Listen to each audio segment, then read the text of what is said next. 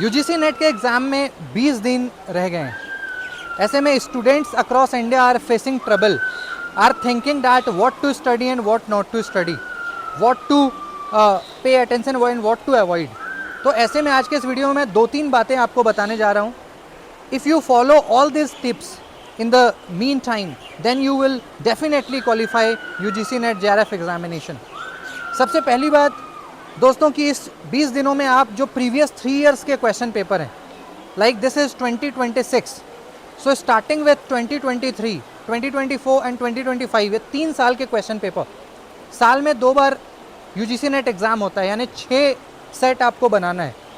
साल में 2 बार, it means 3 साल में 6 बार। तो इतने क्वेश्चन पेपर्स आप बहुत ही अच्छे से क्रिटिकली, एनालिटिकली, डिस्क्रिप्टिव वे में, यानी एक क्वेश्चन की हर बातें आपको पता होनी चाहिए। एक क्वेश्चन में 4 ऑप्शंस होते हैं, उसको इन डेप्थ आप समझिए। ये नहीं कि भाई क्वेश्चन पढ़ा, उसके आंसर को करके और फिर आगे चल गए, ऐसे नहीं होगा, कुछ फ़ायदा नहीं होना।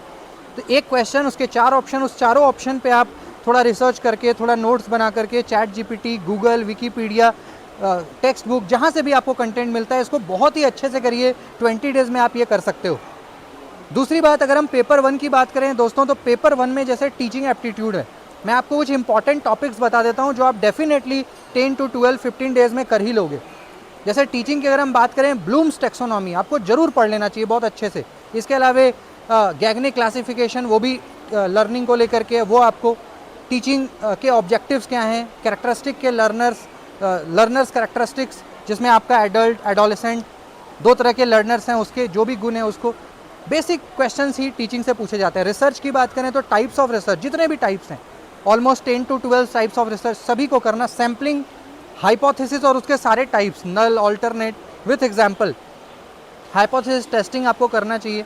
कम्युनिकेशन की बात करें तो टाइप्स ऑफ कम्युनिकेशन, खास करके मास कम्युनिकेशन, और जैसे कुछ टर्म्स हैं कम्युनिकेशन से रिलेटेड, कई सारे टेक्निकल टर्म्स हैं, जैसे हमारे क्रोनेमिक्स हो गया, प्रॉक्सेमिक्स है, पैरालिंग्विस्टिक्स है, तो ये आपको पता हो। ऐसे करीब 10-12 टर्म्स हैं, उसका लिस्ट आपको बनाना चाहिए। डेटा इंटरप्रिटेशन आप डेली बनाइए।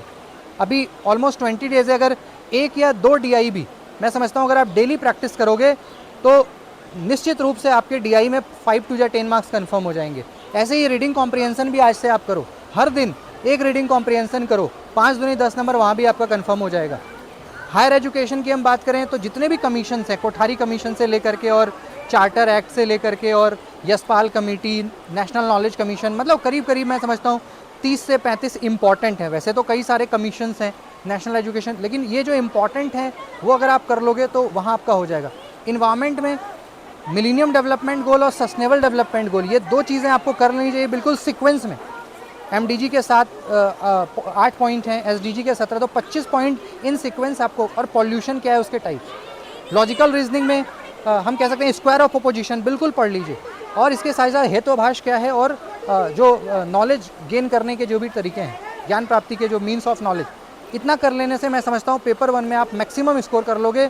और PYQs 3 साल का मत छोड़ना। इसके बाद भी आपको कोई डाउट हो, मैं अपना कॉन्टैक्ट नंबर देता हूँ, मेरे से 24/7 आप कॉन्टैक्ट करें। UGC NET JRF, PhD, thesis, हर चीज़ में मैं आपको मदद करूँगा।